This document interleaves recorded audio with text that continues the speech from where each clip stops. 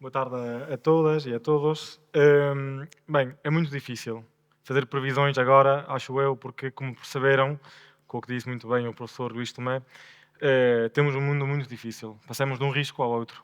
Da pandemia, depois a guerra na Ucrânia, depois pensávamos que 2024 e 2025 iam ser os anos realmente da normalização económica e tinha que ser assim, com uma inflação a baixar, com as políticas monetárias também a mudar, não é? E até que, enfim, vamos ter taxas de juros baixas e, afinal, vamos ver que, sim, esse é o nosso cenário central. Mas que, como disse muito bem o professor Luís Tomé, tudo pode mudar de um momento ao outro, temos riscos muito importantes, geopolíticos, esta competição comercial também entre China e Estados Unidos é fundamental. Também já vamos ver também entre a China e a Europa, com a Europa que vai anunciar na segunda-feira tarifas sobre as importações de veículos elétricos chineses, e vemos ver claramente que isso, se calhar, é o risco principal. Mas para começar, as boas notícias. Boas notícias para países como Portugal, que importa a energia, e que, para já, as tensões geopolíticas que mencionou o professor não estão a ter um efeito muito importante nos preços das matérias-primas e ainda menos do petróleo. Uma pessoa, se imaginasse, por exemplo, uma guerra ou tensões assim tão fortes, uma pessoa pode chamar como quiser, no Médio Oriente, normalmente os preços do petróleo deviam estar muito, muito acima disso. E porquê estão assim lá para os 80 dólares, por exemplo? É porque para já há mais oferta do que procura no mercado. Países que estão fora da OPEP, como os Estados Unidos ou Guiana, estão a produzir muito mais do que o mercado estava à espera e, por isso, afinal, os preços não estão a subir. Mas temos de ver também que, se tivermos uma escalada nas tensões entre o Irão e Israel, se o Irão estiver num conflito, eles já disseram, vamos bloquear o Estreito de Hormuz, onde passa 20% do comércio mundial de petróleo. E, obviamente, se isso acontecer, depois vamos ter claramente preços do petróleo disparados, muito provavelmente. Mas também temos de ver que o preço do gás, para já, ainda está também estável. Um pouco acima, é verdade, dos preços que tivemos em 2019, mas ainda estáveis. Essas são as boas notícias. Se calhar temos de falar um pouco dos metais industriais. Quais? Do cobre e também do níquel. Porquê? Porque são os metais que são utilizados na transição energética, na transição basicamente ecológica. E porquê? Porque a China está a procurar muito estes metais. Porque a China está, primeiro, a, afinal, encher novamente as reservas desses metais, por estar a preparar essas reservas estratégicas, se calhar para um conflito que vai durar muito tempo, e também porque estão a produzir muitos veículos elétricos e baterias de lítio, por exemplo.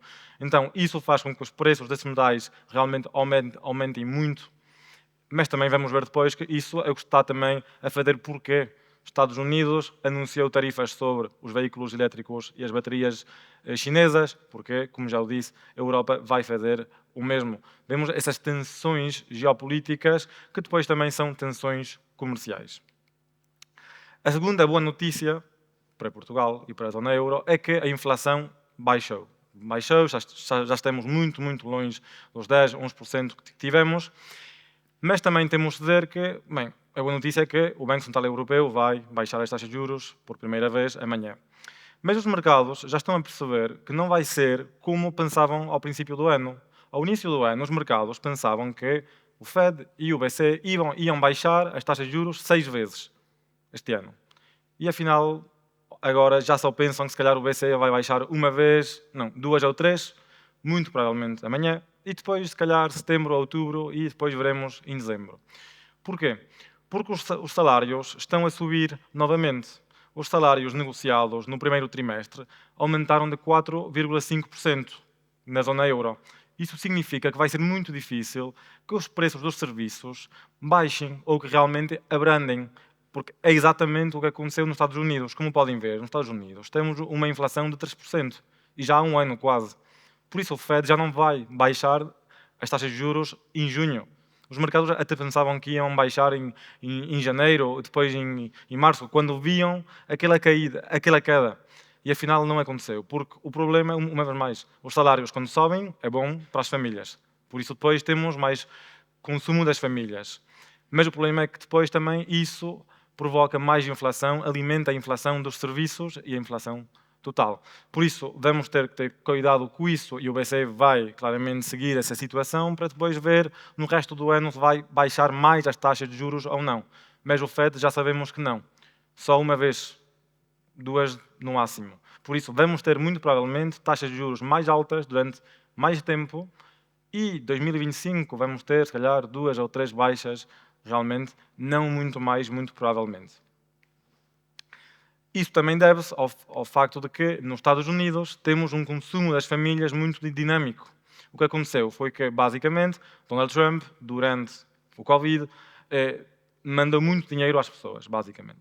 Isso provocou um excesso de poupança. O excesso de poupança, como podem ver, estamos a falar de 2 mil bilhões de dólares. É enorme. E por isso as pessoas, ainda que, por exemplo, embora vemos que os salários subiram, mas não tanto, consumiram muito mais. Temos um aumento de 30% do consumo das famílias em termos reais, quando não contemos a inflação. Por isso fez com que ainda temos uma economia americana muito sólida, muito dinâmica, mas que ao mesmo tempo também temos uma inflação que continua a ser alta. E estamos a ver claramente que se está a esgotar essa poupança, não é, das famílias americanas. Por isso, agora o que estamos a ver é provavelmente um abrandamento da economia americana que está a chegar. Mas ainda assim tivemos claramente um dinamismo muito forte dos Estados Unidos. E na Europa é um pouco diferente, porque na Europa o que tivemos basicamente foi um estancamento, uma recessão, leve recessão da Alemanha e um crescimento muito lento de França, de Itália, por exemplo. Mais forte em Portugal e na Espanha. E agora sim, normalmente os salários vão fazer com que o consumo das famílias aumente, vamos ter mais um crescimento nos serviços, mas depois a pergunta é a indústria. Porque a indústria, o que estamos a ver na Alemanha, é que basicamente é o que estávamos à espera, que quando subiram, se dispararam totalmente os preços da energia, baixou a produção industrial dos setores que utilizam muita energia. É o que aconteceu em 2022. Mas já há 1 ano e meio que baixaram os preços da energia, que o preço do gás já não está em 200 euros. E ainda assim, o que vemos é que ainda está a recuperar de maneira muito, muito lenta a indústria alemã. E quando olharmos para as novas encomendas, vemos que, se calhar, as perspectivas ainda não são muito positivas. É muito provável que tenhamos uma indústria alemã e também, por isso, uma indústria europeia que vai ser difícil que realmente recupere. Temos que ver depois se é algo mais estrutural, se pelo preço da energia e pela falta de competitividade, afinal, se calhar algumas indústrias vão mais para a Ásia, vão mais para o Médio Oriente também, ou para os Estados Unidos, onde há mais protecionismo também. Isso será uma grande pergunta, acho eu, para a indústria europeia e, obviamente, aqui na Alemanha. E o outro tema muito importante também, obviamente, é a China. Porque a China, é verdade, também aguentou muito mais do que uma pessoa pensava, afinal teve um crescimento de 5,3% no ano passado, quase 5% este ano, mas isso deve-se ao facto de que, basicamente, para atingir esse objetivo, decidiram produzir, produzir e produzir. Produzir sem que haja procura interna. Porque, afinal, o que estamos a ver é que não há consumo realmente, as famílias estão a poupar na China, basicamente, mas já é estrutural. É cultural e estrutural. Porque como não há sistema de proteção social, basicamente, quando há incerteza, as famílias poupam. A taxa de poupança é de 40% na China. Na Europa, nos países que poupam mais, como a Alemanha, é 18%. Em Portugal é muito mais, é 6 ou 7%, não tem nada a ver. E lá, justamente, o problema é que, como o crescimento não pode vir do consumo interno, o que estão e tampouco do imobiliário, porque há uma crise imobiliária já há 2, 3 anos lá, com muitos edifícios que afinal nunca foram vendidos e que não conseguem vender, então não há novo investimento imobiliário, a única forma é produzir e fazer produção industrial. Por isso, a sua estratégia são os 3 novos produtos, que são os painéis solares, os veículos elétricos e as baterias de lítio. Como podem ver, a produção foi multiplicada por 10, por 11 dos veículos elétricos em 4 anos.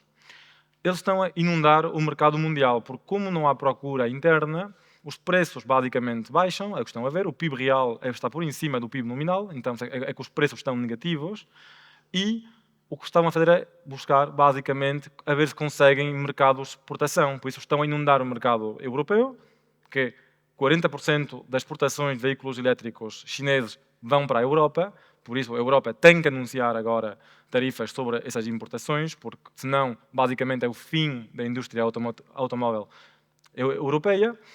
E também estavam a começar a fazer isso com os Estados Unidos, mas para já os Estados Unidos só é 1%, basicamente, das exportações chinesas de veículos elétricos. Por isso, ainda não era o problema agora. Mas Estados Unidos, quando anunciou 100% de tarifas sobre os veículos elétricos chineses, é para antecipar. É também simbólico, acho eu, é político, antes das eleições, mas também é porque estão a antecipar de que, basicamente, também vão inundar esse mercado. Isso depois provoca tensões também com os países que são amigos, como, por exemplo, a Índia, que já anunciou também tarifas sobre os produtos chineses, o Brasil também. Por isso, essa estratégia de crescimento da China está já a provocar tensões a nível mundial e, muito provavelmente, isto vai continuar.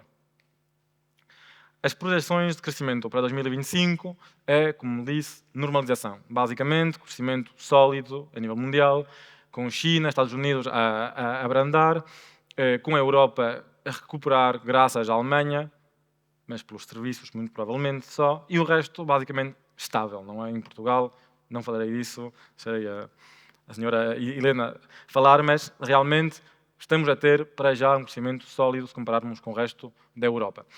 Mas, obviamente, esse é o cenário central, porque o nosso trabalho é fazer um cenário central, o que normalmente vai acontecer, mas sabemos que o mais provável é que não aconteça, porque o mais provável é que tenhamos esses riscos, que a maioria são mais negativos, como as tensões comerciais ou o risco geopolítico, que podem depois ter um impacto na inflação, pelos preços das matérias-primas, podem ter também um impacto no custo de transporte, o que já está a ter, por exemplo, como está a acontecer no Mar Vermelho, que também estão a subir muito os custos de transporte lá, e também vamos ver no Canal de Panamá, pela seca que está a acontecer lá, estamos já com as tensões, não é, no custo de transporte. Mas ainda assim, podemos dizer que o cenário central é esse. Se tudo correr bem, vamos ter um crescimento ainda estável, vamos dizer, a nível mundial. Não muito dinâmico, como já tivemos em 2018 ou 2019, mas um pouco melhor, se calhar, do que podíamos ter medo de ter agora, com um contexto tão difícil. As insolvências de empresas, nesse contexto de custos de financiamento altos, vão ficar altos, custo de trabalho também alto, pelos salários dinâmicos, e de procura, vamos dizer que não é muito dinâmica, afinal, estão a subir as insolvências, porque o contexto é difícil para as empresas. Estamos a ver aqui em todos os países, as principais economias a nível mundial, estão a subir as insolvências. Nesses gráficos, estamos a comparar todos os meses com 2019. Por exemplo, março de 2024 com março de 2019. Novembro de 2023 com novembro de 2019. Porquê? Porque foi o último ano normal, antes da pandemia. Durante a pandemia, como sabem muito bem, os governos ajudaram muito as empresas. Muitas ajudas, por isso não houve nenhuma, ou muito poucas, insolvências em 2021 e 2022. E depois agora estamos a ver que a tendência é clara, é que já estamos em todos os países com o mesmo nível, pelo menos, de 2019 e que agora ainda estamos acima disso, não é? Porque a tendência claramente é a aceleração. Se calhar já não nos países como o Reino Unido ou França, onde já aumentaram e já estão, se calhar, a estagnar a esse nível, mas um nível mais alto que em 2019. Por isso, muito provavelmente, vai continuar a haver insolvências de empresas em 2024 e até 2025, porque o impacto da política monetária sempre vem com retraso, um pouco. E também porque não vão baixar tão rápido as taxas de juros como subiram naquele momento. E para acabar essa apresentação, temos também que ter um pouco essa visão, não é de longo prazo. Porque também acho que todos esses temas, um pouco de geopolítica, de tensões, se calhar a curto prazo não se sente, não se nota tanto no crescimento económico. Mas sim, a longo prazo, o que estamos a ver claramente é uma mudança muito forte na globalização. Antes era tudo, basicamente, as empresas, era produzir onde é mais barato. Era basicamente o único fator. Era deslocalizar, offshoring. Tudo na China. Vá. Depois chega a pandemia e as pessoas começam a pensar, estamos a depender muito de um país que está muito longe, onde as cadeias de abastecimento são muito longas e esse país, é verdade, pode tomar qualquer decisão em qualquer momento, que nem é sempre muito racional, vamos dizer. Então já pensamos em relocalizar mais perto, nearshoring, ou relocalizar no país, quando é possível. E depois, essas tensões geopolíticas, com a guerra na Ucrânia, mas também as tensões entre China, Estados Unidos e, basicamente, o resto do mundo, vemos que não é só ter em conta se o país está perto ou não, é também qual é a sua orientação geopolítica. Porque, uma vez mais, quando vemos o que estão a decidir China, Estados Unidos, mas também a Europa e qualquer outro país, vemos que claramente, em qualquer momento, as empresas que estão a depender totalmente da China podem estar em problemas. Por isso, agora as empresas o que fazem é China Plus One, é diversificação do risco. Estamos a ver que, basicamente, os dados de novos investimentos na China estão em mínimos desde 2013. Já há 10 anos que não tínhamos tão poucos novos investimentos na China. Porquê? Porque as empresas não é que estão a sair da China, porque é um mercado muito importante e muito eficiente. Mas depois, os novos investimentos estão a ser feitos noutros países. Vietnã, Indonésia, Filipinas, México, alguns países europeus, depois depende. Mas basicamente é isso, diversificar o risco. China plus one. Por isso, estamos a ver que basicamente são blocos que estão a sim fazer mais comércio entre eles, mas já não temos basicamente, vamos dizer, uma globalização como era entre os anos 50 e os anos 2000, em que o comércio estava realmente a desenvolver-se muito. Agora vemos uma estagnação do comércio mundial e, se calhar, mais entre os diferentes blocos. Por isso, muito provavelmente, a globalização será diferente a partir de agora, porque os temas geopolíticos vão ser fundamentais também nas decisões, muito provavelmente, das empresas. E isso vai ter um custo também, temos que dizer. Porque, afinal, o que era muito eficiente, o que ajudou e muito a ter uma inflação de 1%, 1,5% na Europa e nos países avançados, afinal, também era porque tínhamos muitos produtos chineses, muito baratos. Agora, mais provável, quando não estamos a produzir onde é mais eficiente, vamos ter pressões inflacionistas e também, bem, perda não é de eficiência. Muito obrigado e, obviamente, depois, se tiverem perguntas, respondo com prazer. Muito obrigado.